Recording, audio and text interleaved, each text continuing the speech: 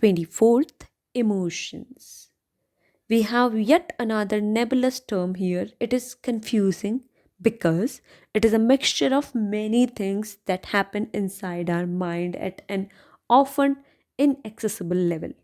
An emotion is an internal action combined with the reward or punishment system, and it operates at a more basic level than intentions or thoughtful planning. We become aware of an emotion only after it has already happened and finished its business. Emotions are triggered by extreme survival related events or needs and cause the most ancient structures in mind to activate. No doubt, emotions result in action, and that's where the trouble lies. Being colored with reward or punishment, emotions are also of two kinds, positive and negative. You must have already guessed that, so I will not explain them in detail.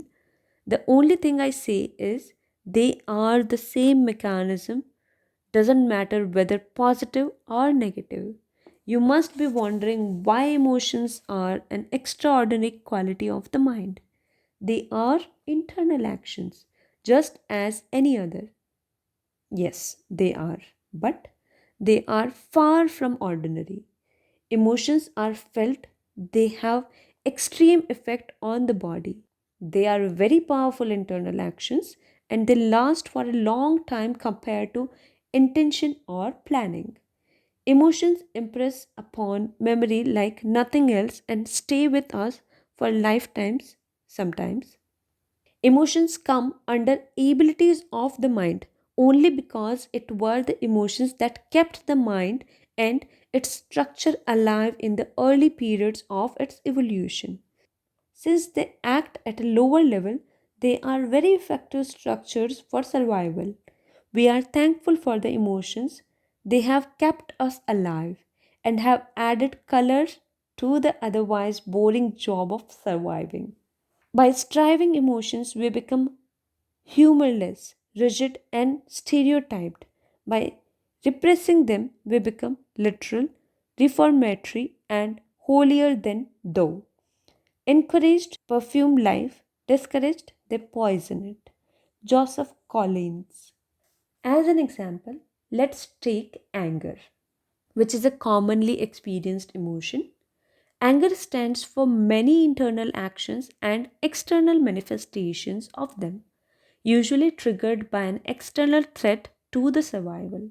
The threat can be an attack by an enemy, predator in ancient Persian, or an insult by one's relative, say betrayal in modern times.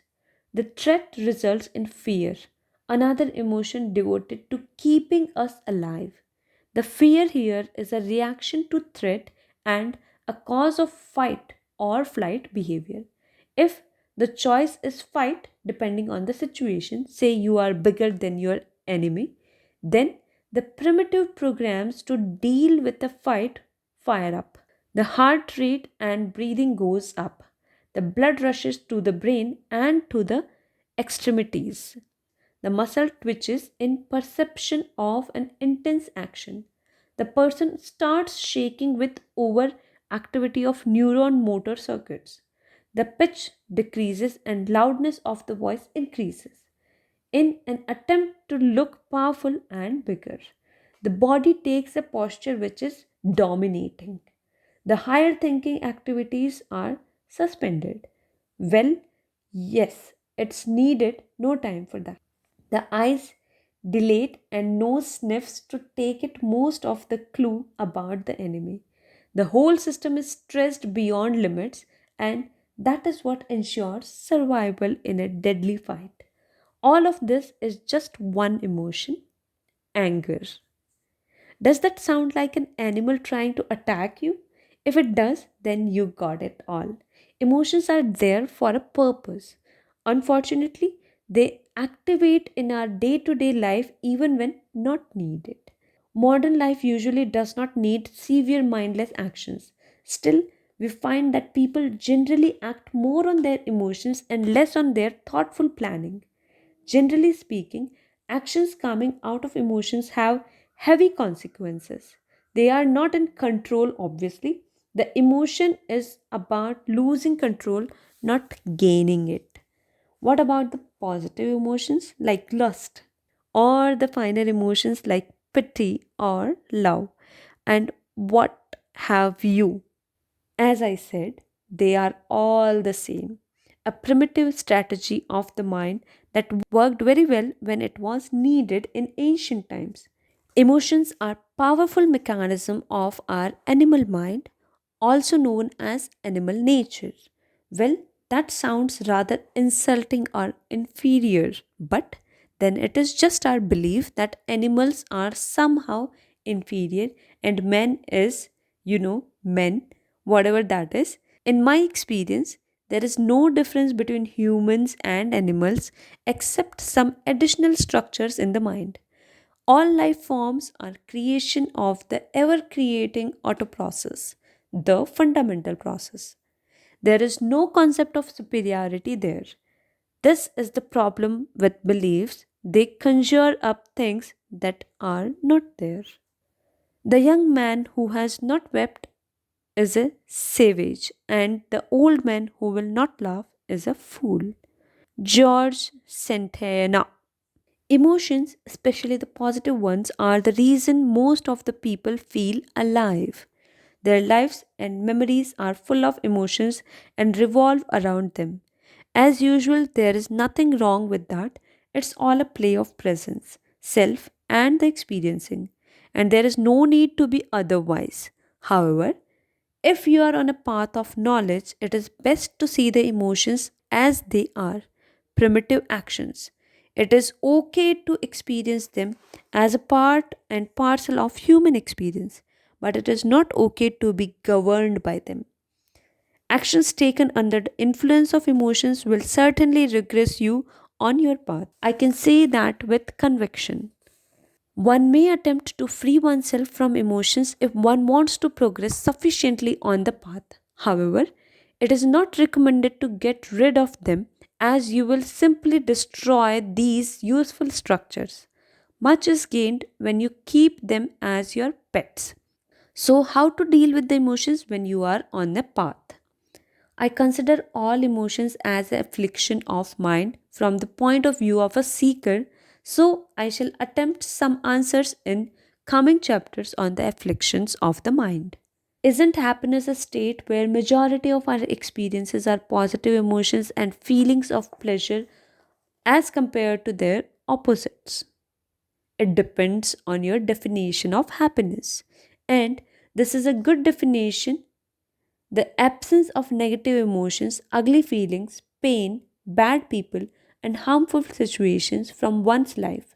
In addition, happiness involves things such as beauty around you and ethics, loving and caring behavior of oneself and others, perhaps achievements and superhuman accomplishments. But yes, emotions form a part of happiness, an important part.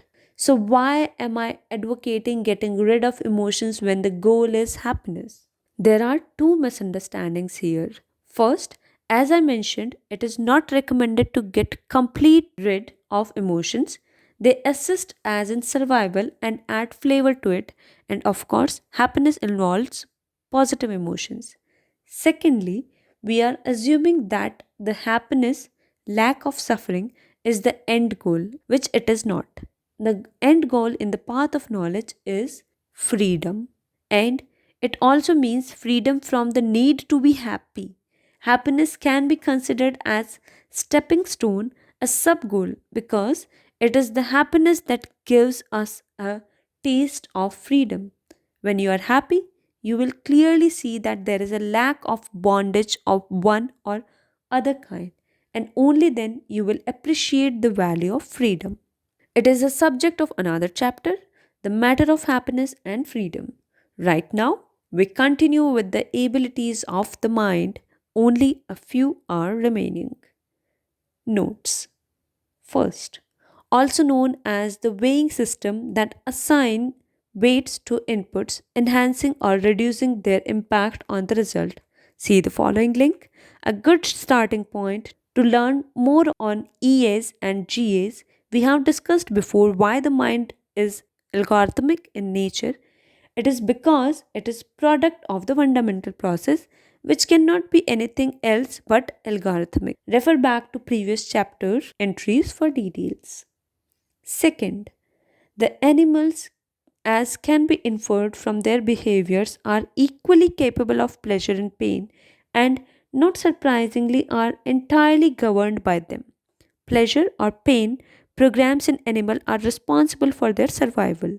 Their intelligence, however tiny it may be, is totally geared towards pleasure seeking and pain avoiding behaviors.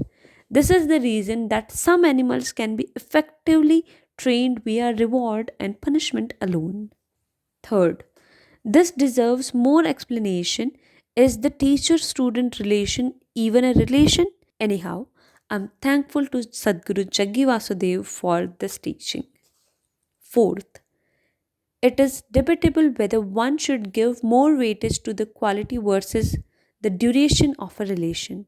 I guess it's a matter of like or dislike. Optimizing both is desirable if one wants to be in the trap of relations, that is. Fifth, by lower, I mean a more directly connected structure, not an inferior one. Sixth, freedom, liberation, mukti, moksha, nirvana, and many more terms point to the same state. Paths are many, the destination is the same. Thank you so much.